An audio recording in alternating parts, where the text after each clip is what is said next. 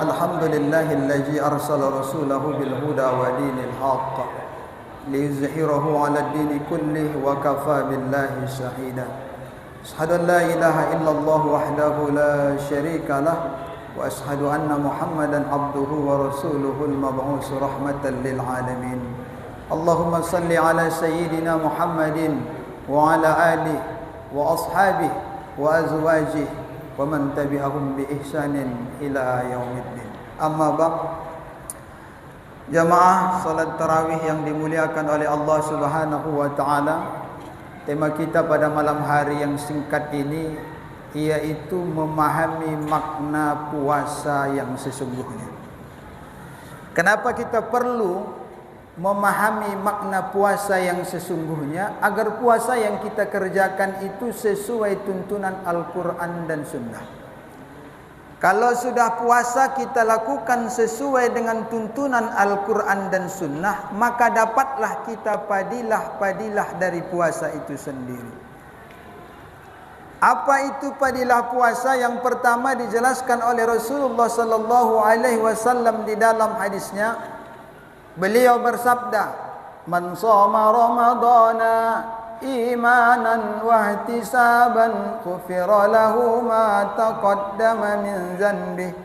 Kata Rasul, siapa saja yang melaksanakan ibadah puasa karena iman dan mengharap balasan dari Allah, ghufira lahu ma taqaddama min dzanbi, maka Allah akan menggugurkan seluruh dosa-dosanya terdahulu. Bapak-bapak hadirin, ibu-ibu yang dimuliakan oleh Allah Subhanahu wa taala. Lewat puasa yang kita lakukan Allah gugurkan dosa kita. Namun ada catatannya. Dosa yang Allah gugurkan itu dosa kita kepada Allah. Tapi kalau dosa kita kepada sesama manusia tidak bisa lewat puasa, harus diselesaikan terhadap orang yang bersangkutan. Dan dosa yang Allah gugurkan itu enggak semua dosa, hanya dosa-dosa kecil. Sementara dosa-dosa besar maka tidak bisa gugur lewat ibadah puasa. Siapa yang bilang? Rasul sendiri yang bilang. Apa kata Rasul di dalam hadisnya? As-salawatul khamsu, al-jum'atu ila al-jum'ati, ar-ramadana ila ramadan, mukaffiratun bainahunna ijtanabitul kabair. Salat 5 waktu, kemudian Jumat yang satu dengan Jumat berikutnya, Ramadan yang satu dengan Ramadan berikutnya, menggugurkan seluruh dosa-dosa selama dia menjauhkan dosa besar. Jadi dosa besar tidak bisa gugur lewat puasa kita, Pak. Apa itu dosa besar? Syirik. Apa itu syirik? Menduakan Tuhan.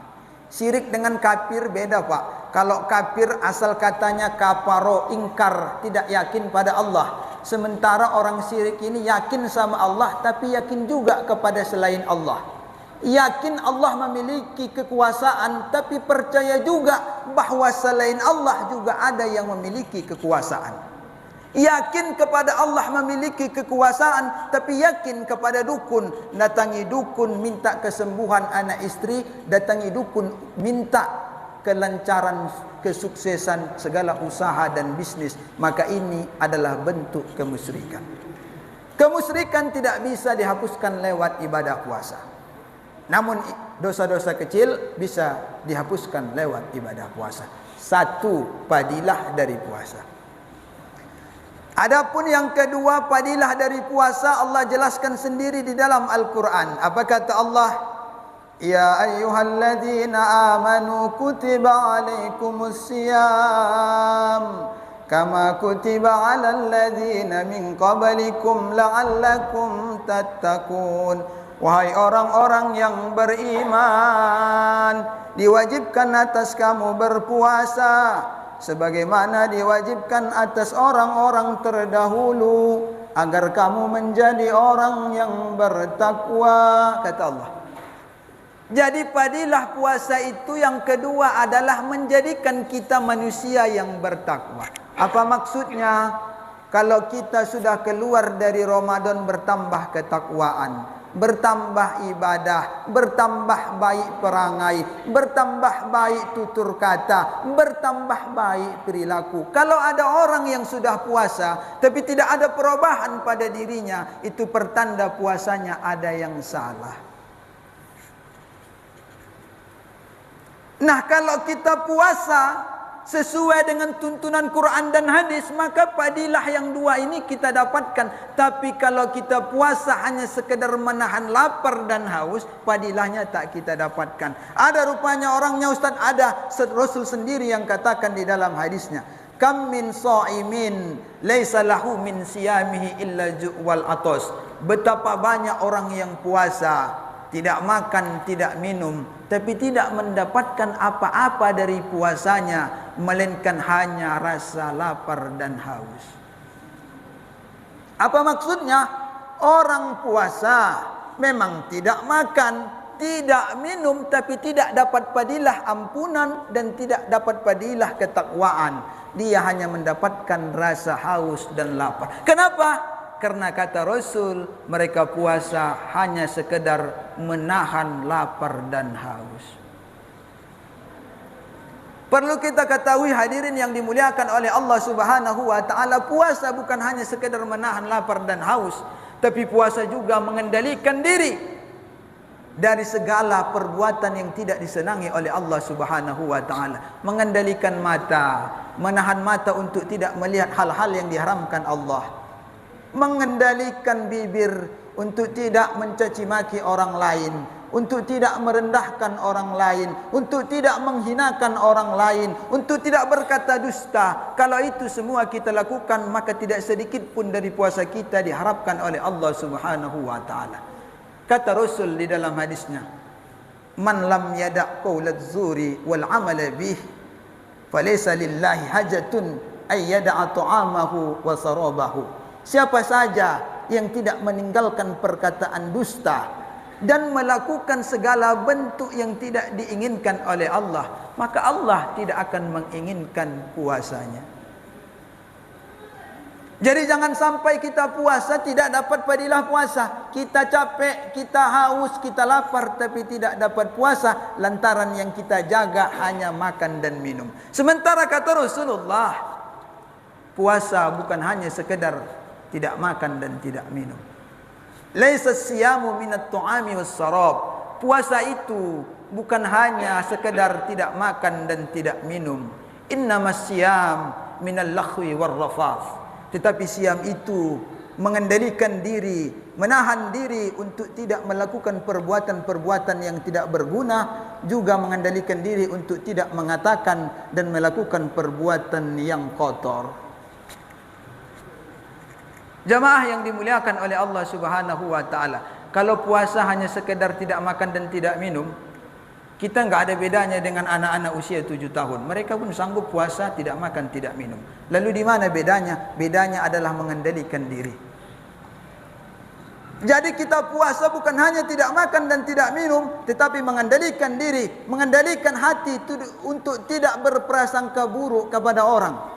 Mengendalikan hati agar tidak menimbulkan sifat sombong, baik sombong karena harta kekayaan, sombong karena kekuasaan, maupun sombong karena ilmu pengetahuan yang nanti kalau kita mati semuanya akan ditinggalkan. Bahkan jauh lebih dari itu, puasa itu termasuk mengendalikan hawa nafsu. Bapak Ibu yang dimuliakan oleh Allah, kalau kita perhatikan warga Indonesia khususnya, karena kita tinggal di Indonesia, yang kita amati warga Indonesia banyak sekali yang tidak sukses puasanya.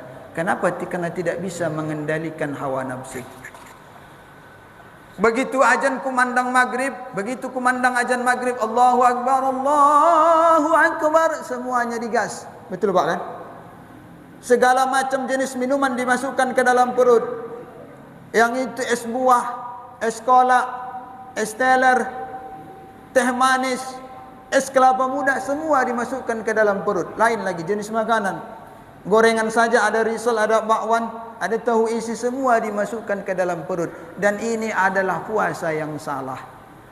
Puasa itu mengendalikan hawa nafsu, bukan hanya pada siang hari, tetapi juga pada malam hari. Jangan kita sudah capek mengendalikan hawa nafsu dari subuh sampai maghrib, tapi dirusak dengan 5 menit. Dirusak dengan 5 menit. Karena itulah kita harus paham bahwa puasa bukan hanya tidak makan dan tidak minum, tapi puasa jauh lebih besar dari itu.